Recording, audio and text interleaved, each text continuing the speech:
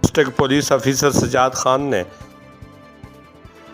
بلدیاتی الیکشن کو پرامن بنانے کی غرض سے 2200 سے زائد پولیس افسران اور نفری کو 896 پولنگ اسٹیشنز پر نفری تعینات کی گئی ہے۔ ضلع مانسہرہ کی 5 تحصیلوں میں 440 پولنگ اسٹیشنز میں 141 حساس ترین جبکہ 288 نارمل بتائے جاتے ہیں۔ ضلع کو 3 زون، 8 سیکٹرز اور 17 سب سیکٹرز میں تقسیم کیا گیا ہے۔ الیکشن کے روز اسلحے کی نمائش اور فائرنگ سے منع کر دیا گیا۔ غیر متعلقہ افراد کا پولنگ اسٹیشنز میں داخلے سے بھی روک دیا۔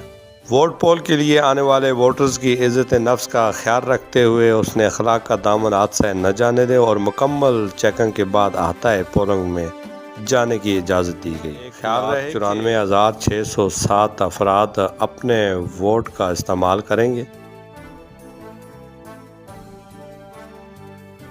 تحصیل چیئرمین کے لیے پاکستان مسلم لیگ نون پی ٹی آئی اور جے یو آئی کے علاوہ دیگر چھوٹی بڑی پارٹیوں کے امیدواروں کے ساتھ ساتھ آزاد امیدوار 31 مارچ کو ووٹ کی کاسٹ کے بعد میدان عمل میں فتح یا شکست سے ہمکنار ہوں گے۔